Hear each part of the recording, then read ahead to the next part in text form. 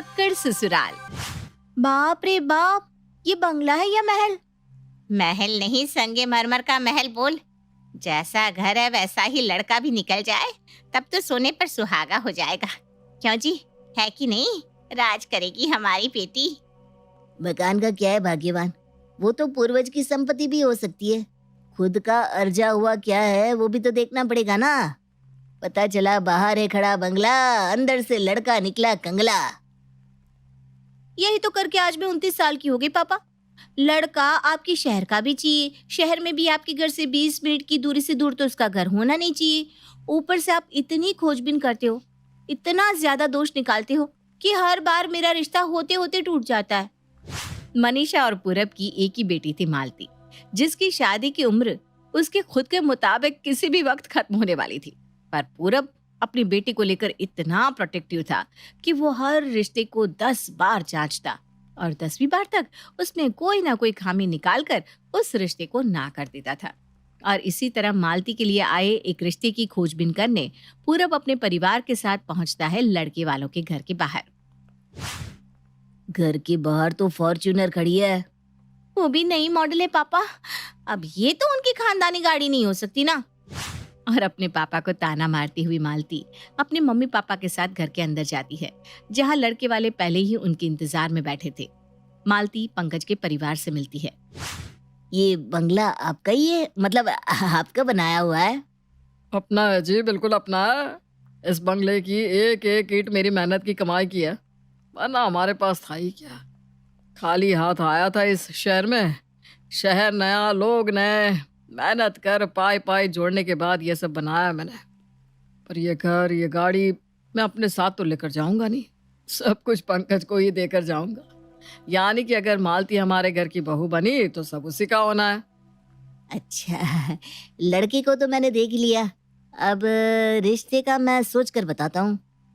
इस बार नहीं पापा, मुझे तो इस परिवार में कोई कमी नहीं लग रही है। मुझे पंकज बहुत पसंद है पापा। ये लो जी, लड़की को लड़का भी पसंद है। ऐसे भी हमारा बेटा हीरा है। आप बिल्कुल भी फिक्र मत कीजिए पूरब जी, राज करेगी मालती हमारे घर। और क्या था, अब जब लड़की ने खुद ही आगे बढ़कर हाँ कर दी तो कौन सा लड़का पीछे हटता। पंकज को तो मालती पसंद आ ही चुकी थी।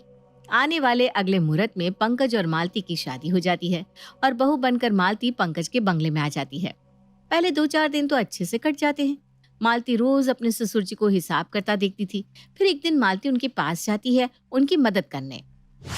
अकाउंट्स बुक चेक कर रहे हैं क्या पापा जी? दिखाइए तो, मैं टैली कर देती हूँ। आफ्टर ऑल कॉमर्स की स्टूडेंट हूँ। अरे वाह वाह, बड़े सही समय पर आई है तो बेटा। देख तो जरा, 3 दिन से मैं हिसाब मिलाने की कोशिश कर रहा हूँ, पर ये 476 रुपए का हिसाब नहीं मिल रहा। बस 476 रुपए का हिसाब पापा जी? पैसे की बात सुनते ही पंकज फौरन वहां आ जाता है और मालती के हाथ से हिसाब की कॉपी लेते हुए कहता है, पिछले महीने का तो 12,000 कुछ था ना पापा। अब हम में मालती भी जुड़ गई है तो चलो एक नंबर भी जुड़ गया, तो हिसाब 15,000 तक का होना चाहिए था। पर ये 15,476 रुपये कैसे हो रहा है? तो पिछले 3 दिन से आप ये 476 रुपये का हिसाब ढूंढ रहे हैं। हे भगवान, आप जिस तरह से दिन रात हिसाब कर रहे थे, मुझे लगा यहाँ करोड़ों की हेरा फेरी हो गई है। और नहीं तो क्या बेटा, बजट देखकर चलना पड़ता है। हम लोगों ने अपना अपना बजट सेट करके रखा है। प्रति मेंबर पूरे 3,000, उसमें जितने उड़ाने हो उड़ाओ, कोई पाबंदी नहीं। पर अगर खर्च उससे ऊपर चला जाए तो फिर जरा बजट देखते हुए इधर उधर से कटौती करनी पड़ती है। एक आदमी पर 3,000? बस 3,000? तो ऐसे ही तो चलता है घर बेटा, वरना जिसे बेफिजूल खर्च करने की आदत हो गई ना, वो तो सोने का ढेर भी खाकर खत्म कर देगा। सभी की बातें सुनने के बाद भी मालती कुछ ज्यादा रिएक्ट नहीं करती और रसोई में खाने की तैयारी करने चली जाती है। पापा जी को लगता है वही बिजनेसमैन है। क्या मैं नहीं जानती कि किस तरह लोग नई बहू से सारी संपत्ति छुपा कर रखते हैं कि कहीं बहू आते ही पैसे उड़ाना शुरू ना कर दे। खैर पापा जी भी गलत नहीं है, पर मैं वैसी बहू नहीं हूँ। बेकार में ये सब लोड ले रहे हैं।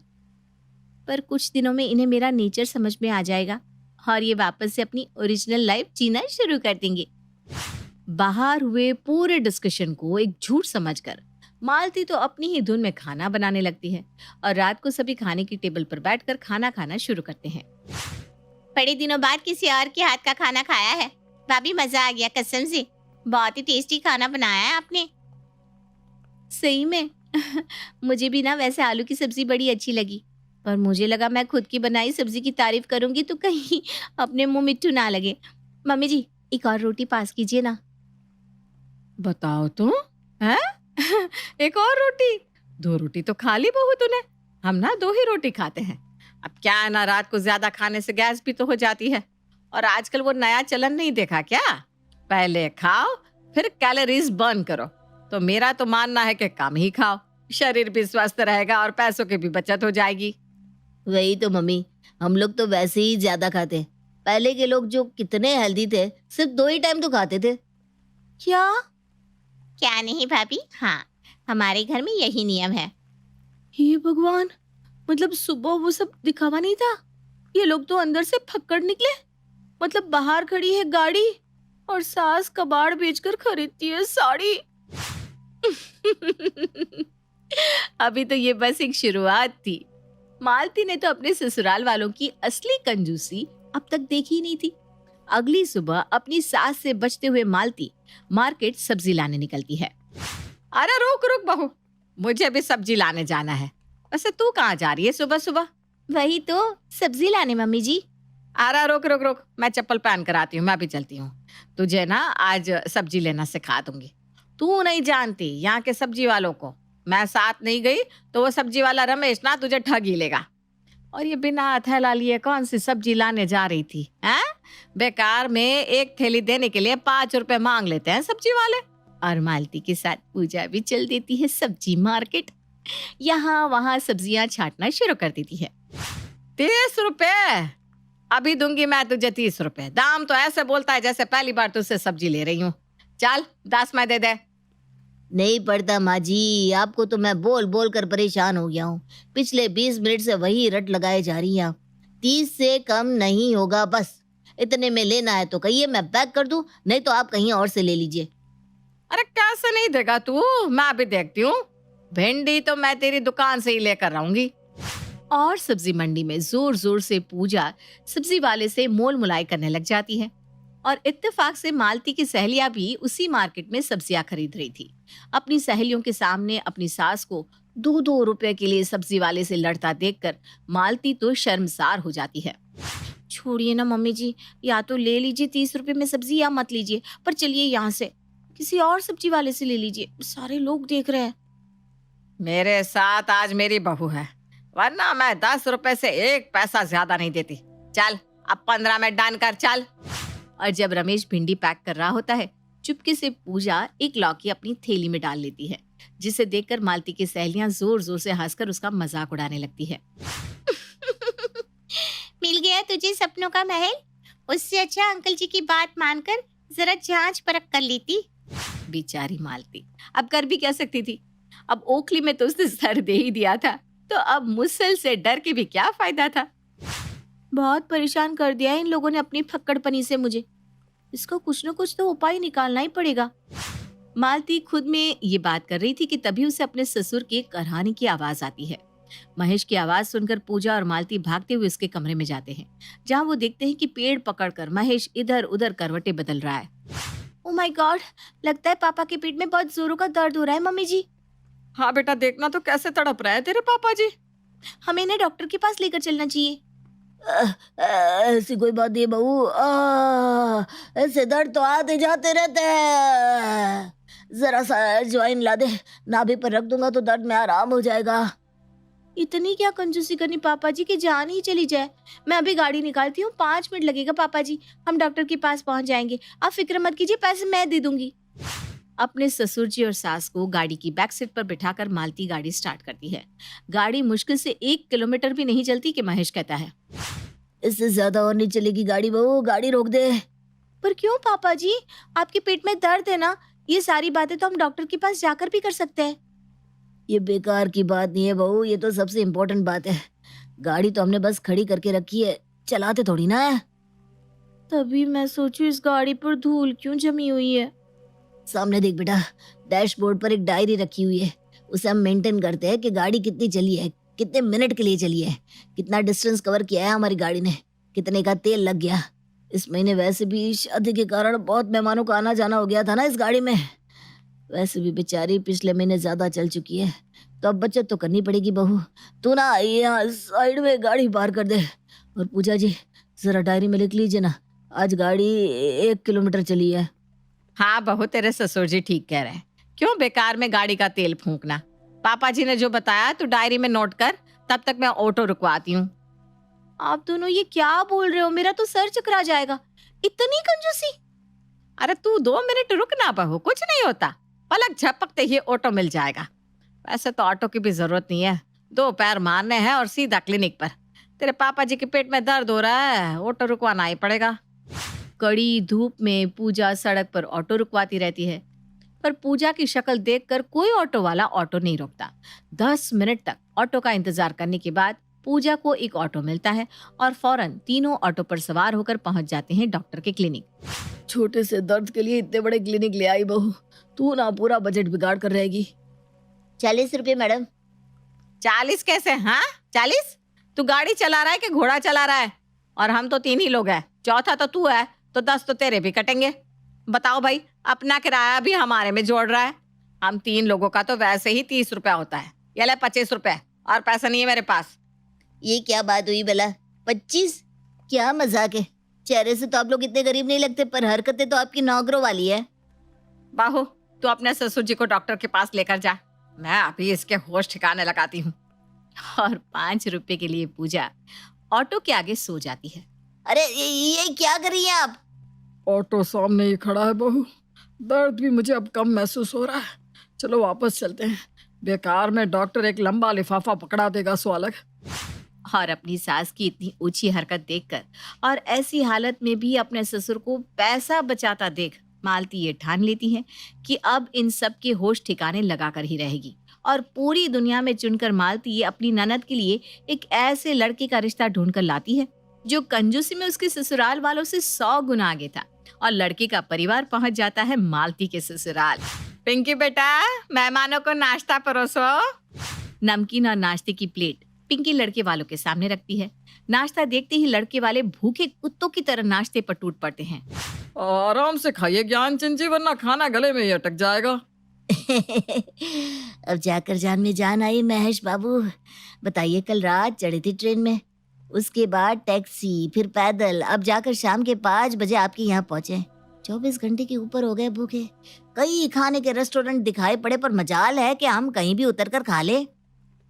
और खाते भी क्यों, जब हमें पता है कि हम 1000 रुपए लगाकर लड़की को देखने जा रहे हैं, तो उसका परिवार हमारी खातिरदारी तो करेगा, है कि नहीं? अब हम 1000 रुपए जितनी मोटी रकम सिर्फ लड़की को देखने आने की खर्च कर सकते हैं, तो लड़की वालों का भी कोई फर्ज बनता है कि नहीं? इसीलिए आपके स्वागत का पूरा आनंद लेने हम भूखे ही रहे। नाश्ते की पूरी प्लेट चाट चाट कर सफा चट करने के बाद महिमा कहती है, वैसे थोड़ा और नाश्ता मिलेगा क्या पूजा बहन? हाँ आंटी, क्यों नहीं। और महिमा अपने बैग से 3 टिफिन निकालती है और टेबल पर रखे हुए सारे स्नैक्स को अपने टिफिन में भर लेती है। वो क्या है ना बेटा, अब हम वापस लौटेंगे तब भी तो भूख लगेगी, तो रास्ते में यही नाश्ता काम आ जाएगा, बेकार में क्यों खर्च करना। और इसमें से कुछ बच गया तो कल दोपहर के खाने में काम आ जाएगा। ऐसे घर के एक टाइम के खाने के राशन की बचत भी तो हो जाएगी। जो है टाइट बोतल लाई थी ना आप, उसमें कोल्ड ड्रिंक भी भर लीजिए। वैसे आजकल ना पानी का बोतल भी बताइए कितना महंगा हो गया है। अब तो पानी भी मुफ्त में नहीं मिलता, इसलिए हम तो अपना पानी का बोतल घर से ही लेकर निकलते हैं। अरे बहू, जरा ये पानी की बोतल तो भर कर ला देना। बहुत कंजूसी की थी महेश जी और पूजा जी ने, पर वो कभी किसी के घर से डब्बा पैक करके नाश्ता नहीं लाए थे। पर अपने घर आए मेहमानों को ये भी करता देख वो बड़े हैरान थे। आज उन्होंने कंजूसी का ये गुण भी देख लिया। अब हमें छोटा मोटा आदमी मत समझिएगा महेश बाबू। प्रमोद बाजार में हमारा खुद का मार्केट है, 2 बंगले हैं। आपका बंगला तो हमारे बंगले के आगे कुछ भी नहीं है। 4 गाड़ियां रहती है घर के बाहर। मेरे बाद ये सब किसका होगा? प्रेम को ही तो देकर जाऊंगा ना। और अगर आपकी बेटी हमारी बहू बनी तो सब कुछ पिंकी का ही हो जाएगा। जब आपके पास इतनी संपत्ति है, फिर भाई साहब आप इतनी कंजूसी क्यों करते हैं? लो जी, कर लो बात। पैसे पेड़ पर थोड़ी ना होते महेश बाबू। इसी तरह कंजूसी कर करके तो मैंने अपने 2 बंगले बनाए हैं। अपने पूरे जीवन में कपड़ों पर एक पैसा नहीं गवाया मैंने। ये जो 3 पीस सूट पहन रखी है मैंने, मेरी शादी की है, वो भी ससुराल से आई थी मेरे। देखो, वैसे आपने हमारा लड़का देखा और उसके हाथ में शगुन के पैसे भी नहीं रखे हैं। वाह वाह, ये तो बेहद ही बेशर्म लोग हैं, सामने से ही कह देते हैं। लड़के वालों की तरफ से ये बात सुनने के बाद मिलनी के नाम के 1500 रुपए पूजा लड़के के हाथ में रखती है। 500, 1000, 1500, ये तो बस 1500 ही है आंटी। 500 और होंगे क्या आपके पास? वो क्या ना, ट्रेन का भाड़ा फिर टैक्सी का भाड़ा सब मिलाकर अब तक 1000 रुपये जितनी मोटी रकम तो लग चुकी है। अगर 500 और हो जाता ना तो हमारा आना जाना का किराया निकल जाता। अब इन लोगों को पता चलेगा कि इतने पैसे होने के बाद भी जो लोग कंजूसी करे उनके साथ रहना कैसे मुश्किल हो जाता है। ये सोच सोच कर मालती मन ही मन खुश हो रही थी। तभी महेश कहता है, रिश्ता पक्का है समधी जी। वैसे जिस हाथ से आपने 1500 लिए हैं उसी हाथ से 1500 वापस भी कर दीजिए। अब हमारी बेटी को भी तो मिलने के नाम का कुछ देते कि नहीं आप, हाँ? वैसे आज आपकी कंजूसी ने मेरा दिल जीत लिया भाई। समझ रही है ना बहू किस चीज में पीछे रह गए थे हम। इसी तरह कंजूसी करते रहते हैं तो आज हमारे पास भी 2-2 बंगले होते हैं। पर कोई बात नहीं, अब इतने अच्छे रिश्तेदार बन गए हैं हमारे, अब यही हमें ट्रेनिंग भी दे देंगे। और मालती का पासा पड़ जाता है उल्टा। जिस फक्कड़ ससुराल वालों से वो बचना चाह रही थी, उससे भी महाफक्कड़ लोगों से उसके परिवार का रिश्ता जुड़ जाता है।